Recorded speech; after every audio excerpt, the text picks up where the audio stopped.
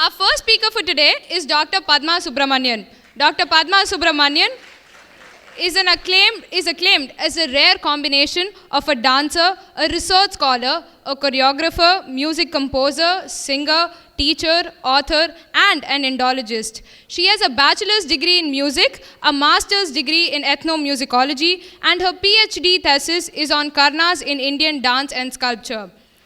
Dr. Padma Subramanian is the president of Nrityodaya, the dance school founded by her father in the year 1942. She is also a trustee of the Indira Gandhi National Center for Arts and a member of the expert committee, the Ministry of Culture in the Government of India.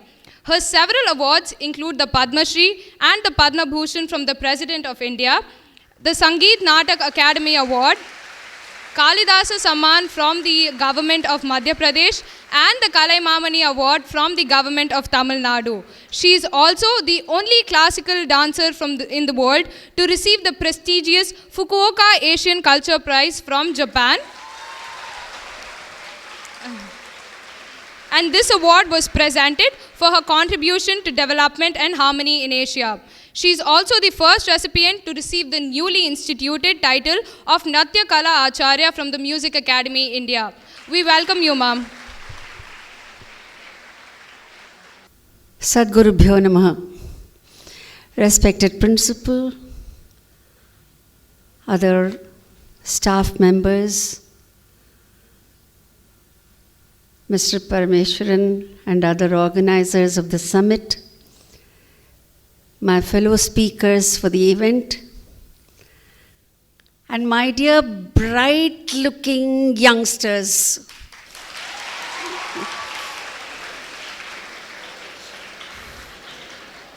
I get all the tejas and aura from the back seats and gives us all a very fresh ray of hope about the future of our great country. Along with you, I was sitting and watching the wonderful presentation, the introduction that Mr. Parameshwaran gave. I also enjoyed, along with the youngsters here, your introduction of the subject of heritage through the cinema is a brilliant one, absolutely brilliant. You chose Surya and Rajni as votaries for heritage. Yes, my dear children, anyone interested in our country has to be a votary for values of our heritage.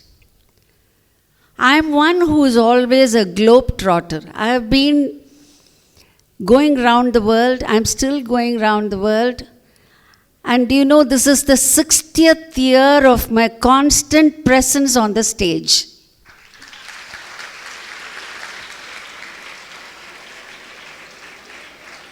My last tour was just 3 weeks back. I was in South Africa dancing.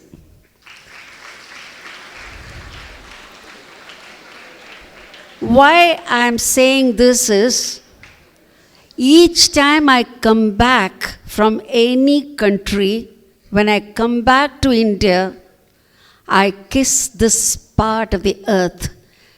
This is my mother. This is our motherland. And it makes me 1 inch taller each time I come back here. I know you're all extremely intelligent children. I know there is something called brain drain, but you're all very imaginative. Make use of your studies abroad only to come back and serve our people in India. This is something you have to make up your mind, because I'm very convinced with my experience of tours abroad and some experience of study of world history, I can vouchsafe that India's contribution for evolution of mankind is unparalleled. Unparalleled in every walk of life, in every field of knowledge. I would say just knowledge, not knowledge alone. There is something above knowledge, that is wisdom. So this is that wisdom that mankind got from our Bharat, and that is why we have the phrase Bharata Punya Bhumi. No other, you can't say Russia Punya Bhumi, Japanese Punya Bhumi, Chinese Punya Bhumi, illa Bharata Punya Bhumi. It is because of the collective cognizance of our ancestors for thousands and thousands of years that we are where we are today. In spite of any number of onslaughts from outside our culture, if we are still able to talk about Shankaracharya, if we are still able to get children who know who Adi Shankara is, it is because our culture, our heritage is not something seen only in the museum. தமிழில் சொன்னாக்க செத்த college,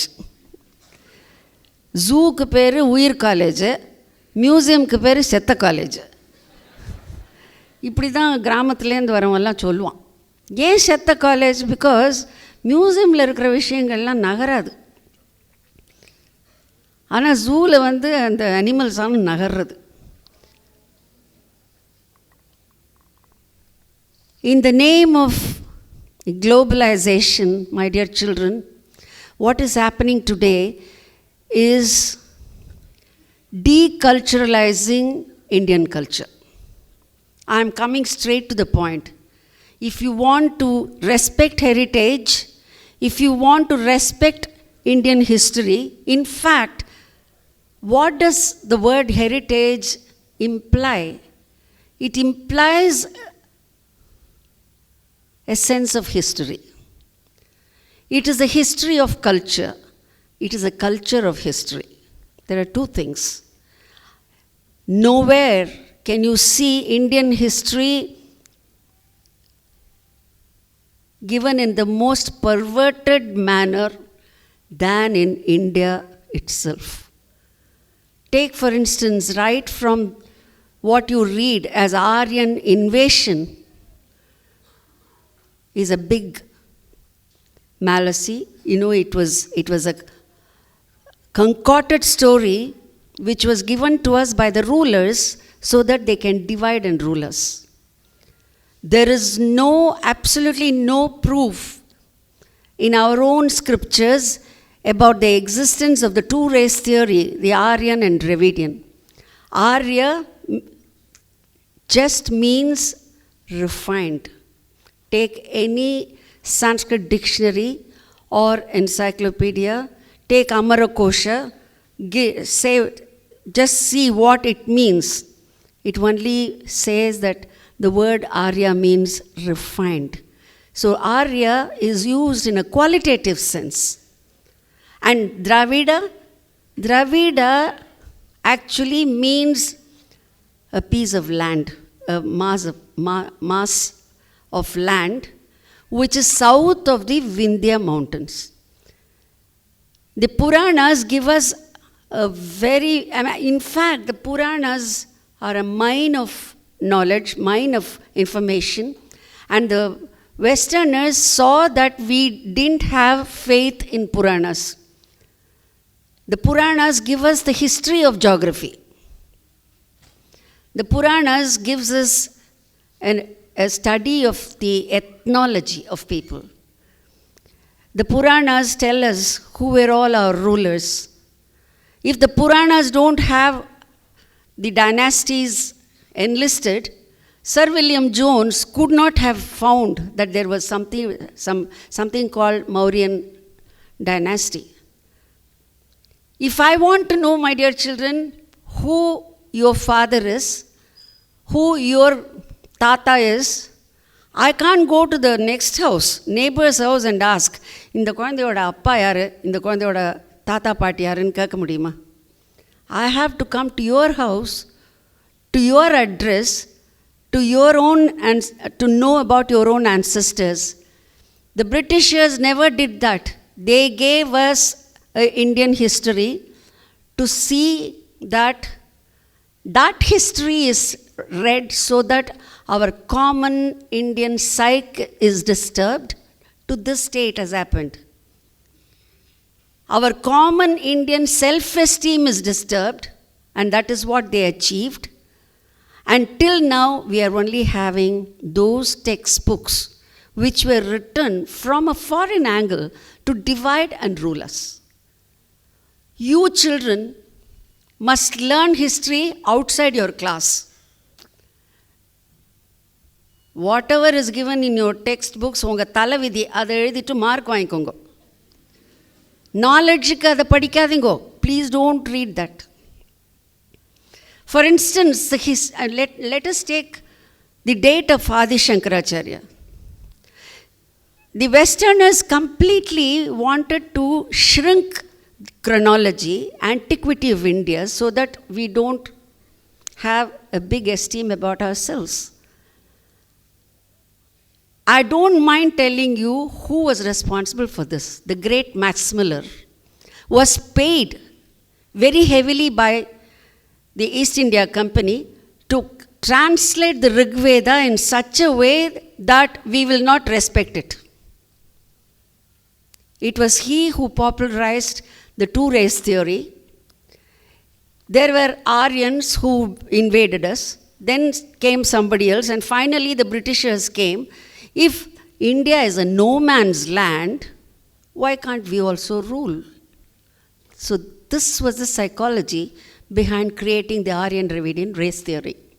And limiting the history, limiting the antiquity of our history. For instance, he wrote, he wanted to adjust biblical date of, you will all laugh if I say, biblical date for the creation of world. 4004 BC, October 4th. This is what Bible says. In order to adjust our antiquity to that biblical date, all our dates were crippled. In fact, Vedas are anadi. We don't even know who wrote them, because Vedas are not compositions of any human being, but it was all received. Our rishis were like antennas. They received from the vibration, the cosmic vibration. They only transmitted those mantras to the human society. That is why they are called, in fact, Vedas are called Shruti. You have to definitely recite them in proper note. If you change the note and pronounce those words, it will give you wrong effect. வயிற்று வலிக்கு மருந்து சாப்பிட்டு தலைவலி வர மாதிரி, இல்லைன்னா தலைவலிக்கு மருந்து சாப்பிட்டா ஆன்டிபயோட்டிக் வயிற்று வலி கொடுத்துரும். அது கரெக்டாக கெமிஸ்ட்ரி இருக்கணும். அப்போது எந்த வார்த்தையை எப்படி உச்சரிக்கணும், எந்த பிச்சில் உச்சரிக்கணுங்கிறதெல்லாம் வேதத்தில் இருக்குது.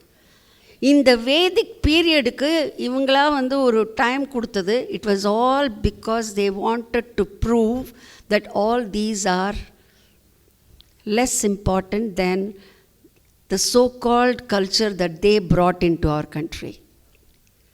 In fact, if you take even science, before Europe came to know, before the scientists told us that atom can be split, நம்ம உபனிஷத்துலேயே இருக்கு. Our Upanishads talk about Anu and Paramanu, the subatomic world. If our Upanishads knew about the subatomic world, you can imagine what kind of Drishta, they were all mantra drishta. They could see. இப்பவும் எடுத்துக்கோங்க, take the Panjanga Josir. He writes the almanac sitting in a small otu vidu somewhere in a village. He doesn't have one single apparatus. But he is able to predict when the eclipse will take place. Grahanam, exact timing. How does it happen?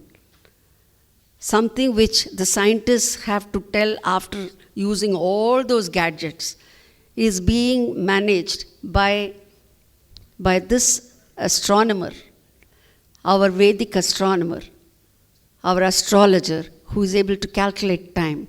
So India knows how to calculate time, and we have been calculating time not with 24 hours basis or 12 hours basis, and our history doesn't start with Jesus Christ.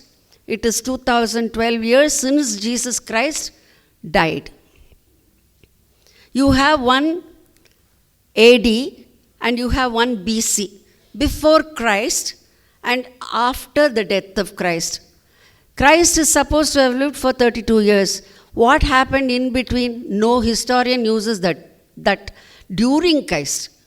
That period is not recorded at all. Why do we not do it? Why none of us had the guts to question the British historians? You children must question this. What happened during that 32 years? How do you calculate time? What dynasties were there? Only Indian scriptures can answer. One important thing is, as I said, you're all studying in Shankara school. I saw a nice map. I think it was reproduced from the Week magazine. Thanks to the magazine for having published something very relevant for our heritage, and particularly about Adi Shankaracharya. But I found a big lacuna there. You are all studying in Shankara school, which was founded by Shankaracharya of Kanchi Kamakoti Peetham. And that Kanchi, which was visited by Adi Shankara, is not marked here at all. Ask this question. Only if you ask questions, you will get right answers. You must raise these points. As you grow, you must discover yourselves. And Adi Shankaracharya's date has been given by the Britishers as 8th century AD. It has been proved beyond doubt. Take right books which have come into existence in the last 10 years. Adi Shankaracharya belonged to 5th century BC. And Buddha's date is 1800 BC.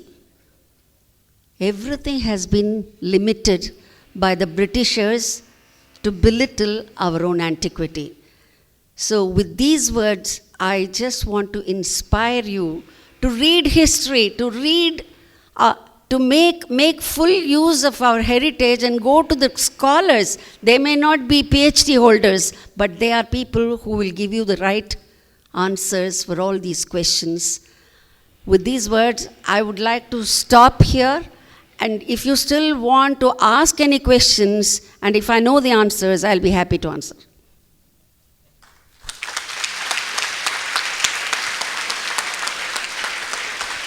I'm so happy Crazy Mohan is here. He is one who can make you laugh, but he can make you think also.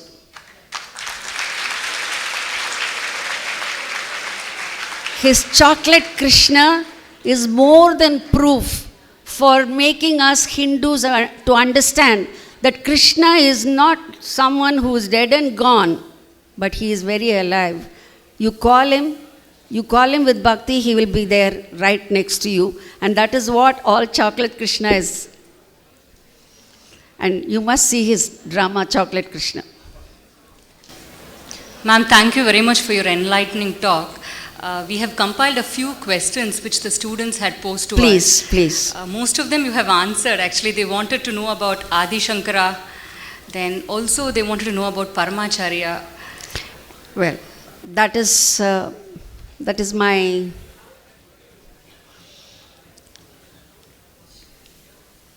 my duty to talk about Paramacharya. His Holiness Sri Chandrasekharendra Saraswati Swamigal was the 68th Shankaracharya of that illustrious Kanchi Kamakoti Peetham. Very often you might hear the story that Adi Shankaracharya established 4 mutts. In fact, he established 12 mutts all over India. And whereas he installed Shankaracharyas in all those mattams, he settled down in Kanchi Mattam. This is according to one Shankara Vijayam. It gives you the biography of not only Adi Shankaracharya, but it gives what is called the Guru Parampara details. Punya Shloka Manjari is the text which gives you the history of Kanchi Kamakoti Mattam. And there have been great Shankaracharyas who were educated at Kanchi Mattam, and then they went to their respective mattams and they started reigning supreme from there. Shayana, who wrote a commentary on the Vedas, was a student of Kanchi Kamakoti Mattam. His brother, Swami Vidyaranya, who established the Sringeri Shankaracharya Matta, another very important matta, also was a student of Kanchi Shankaracharya at that time. And 68th in that illustrious parampara was Chandrasekharendra Saraswati Swamigal, whom we all refer to as the Mahapereva, the Mahaswami. He was, to people like me, he was God in flesh and blood. There was not one field of knowledge that this great centenarian sage had.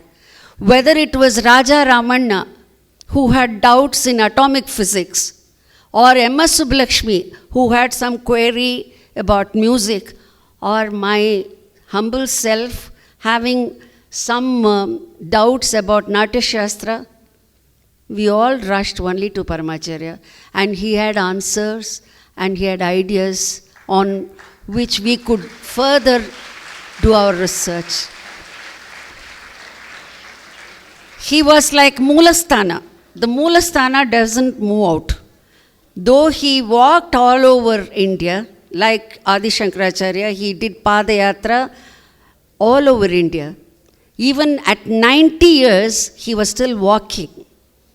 He never went by any vehicle. Even the palak, the palanquin bearers, were relieved of their jobs, and he started walking all through his life. And he was a friend for not only the greatest old Sanskrit scholars, but he was a good friend of children like you. He could interact with them, inspire them, teach them, tell them stories, and such talks of his have all come out in the form of 7 volumes called Deivathin Kural. Please go through that. It is something like an encyclopedia on not only Hindu religion, but it's an encyclopedia on the very Indian heritage about which we are trying to understand today. He had a global vision of Hinduism. To him, the Mayans, the Incas, the Druids were all only sister religions of Hinduism. And he also had told me once when I was going to Australia, he said, go and find the Shiva tribe there. I didn't know what to say because I could not commit because I was going to big cities only. But then I said, if that was his wish, it will happen. I was very careful. I didn't promise that I will see them. But I did come across a tribe who had traveled by flight for 4 hours and traveled on road for 8 hours and reached the city of Perth, where we had the Indian Ocean Arts Festival, and I was also dancing there. And this tribe from Balgo Hills, called Gadguja tribe, came there with Tripundra Vibhuti all over their body. All over their body.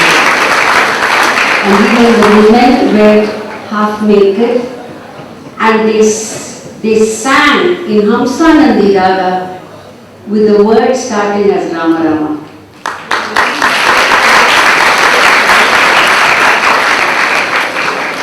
When my sister-in-law Shamla and I sat and tried to interact with them, we discovered about 50 words common to their language and Tamil.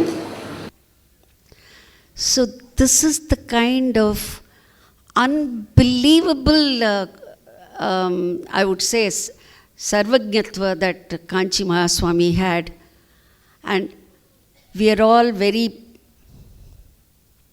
fortunate to say, if you ask me, have you seen God? I will say, yes, I have seen Paramacharya. That was Paramacharya.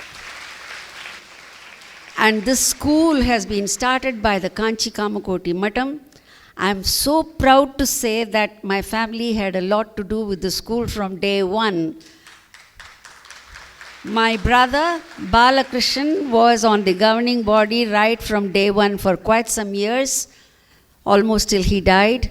And Balakrishnan's son Kannan here belongs to your alumni. Kannan is a Vainika. So he studied from fourth standard, 6th to 12th. He was there. So Shankara school is not new to us, and your school is very close to my house. You're all close to my heart. My dear children, my best wishes to you and my best wishes to the entire event. Thank you so much, ma'am, for your wonderful talk. Thank you very much. Thank you.